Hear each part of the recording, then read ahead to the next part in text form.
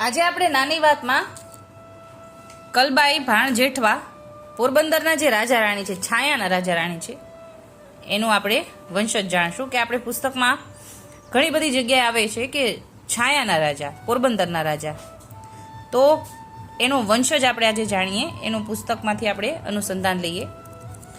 પુષ્ટિ સંહિતા ભાગ 1ની અંદર કલબાઈ અને ભાણ જેઠવાના પ્રસંગ આવે છે. એ છાયાના રાજા રાણી છે અને એમના દીકરા ખીમાજી છે. હવે આપણી પાસે ખીમાજી પણ 2 અથવા 3 છે. એનું આપણને અત્યારે પ્રમાણ માત્ર એક ખીમાજીનું, પહેલા ખીમાજીનું મળ્યું. એ આપણે અત્યારે અનુસંધાન લઈએ કે પાના નંબર 5 પુષ્ટિ સંહિતા ભાગ 2 પાના નંબર 5ની અંદર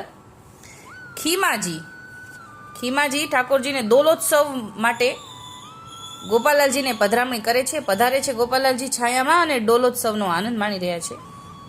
તો એની અંદર પણ આવે છે કે ખીમાજીના મનોરથ પૂર્ણ કરવા માટે ગોપાલાલજી છાયા પધારે છે. રાજા ખીમાજીને ડોલોત્સવનું સુખ આપવા માટે છાયા પધારે છે. સાથે કલબાઈ એમના માતાજી પણ સાથે છે અને સુખ લેવામાં કાંઈ ન્યૂનતા નથી રાખતા.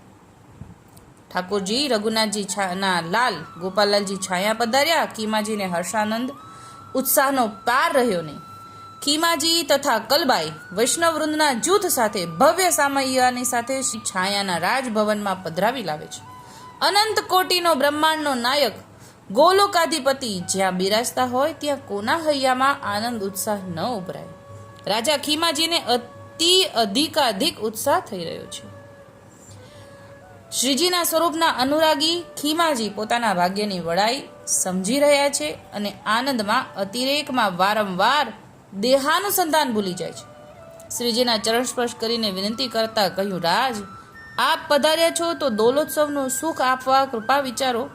જે આગે આપ અહીંયા પહેલા આપેલું એવું સુખ આપવા કૃપા કરો. રાજ, અમારું વડું ભાગ્ય. એટલે કે જ્યારે પહેલા ખીમાજીના માતા પિતા કલબાઈ અને ભાણ જેઠવા બિરાજતા હતા, રાજા રાણી હતા, એ વખતે જે રીતે પહેલા સુખ આપેલું એવું સુખ મને પણ આપો, એવું ખીમાજી પુત્ર તરીકે કલબાઈ અને ભાણ જેઠવાને જેવું આપ્યું એવું મને પણ આપો, એવું ઠાકોરજીને વિનંતી કરી રહ્યા છે.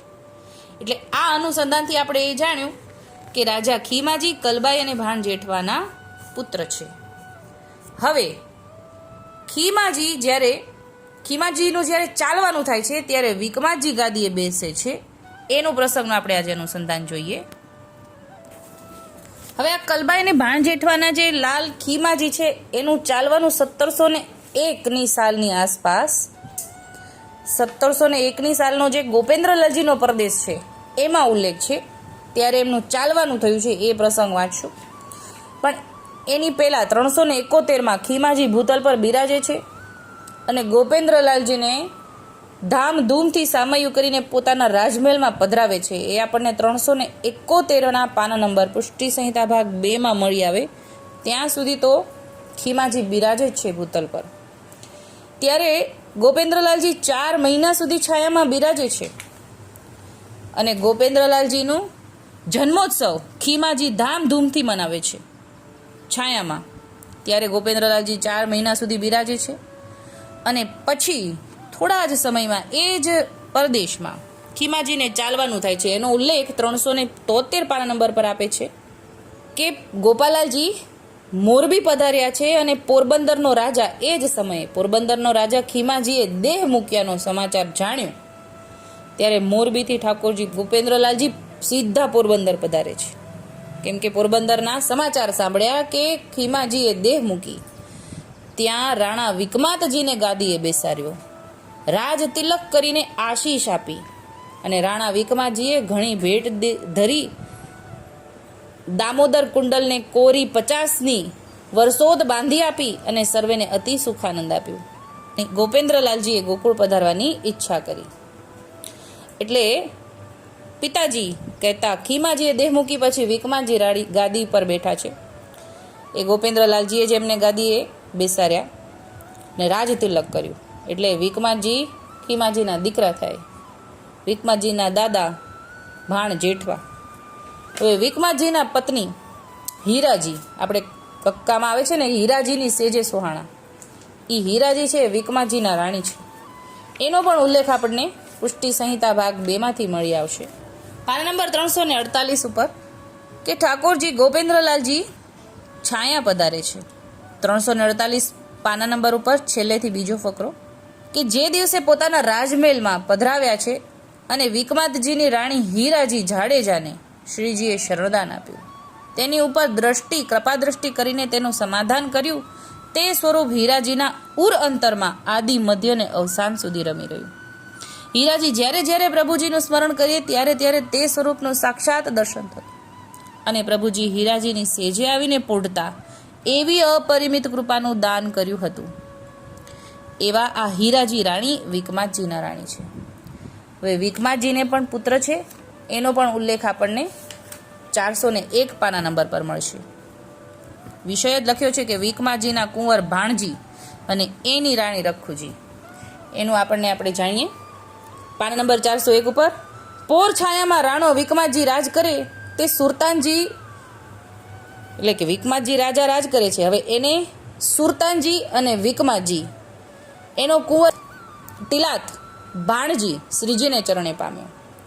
તેની ધણિયાણી એટલે કે રાણી રખુજી હીરાજીની વહુ એ તો વૈષ્ણવ નાનપણથી દુખાણી હતી, એટલે કે આ ભાણજી જે છે એને વેલા ચાલવાનું થયું, એટલે એ ખૂબ પહેલેથી જ દુખાણા હતા એવો અહીંયા ઉલ્લેખ છે.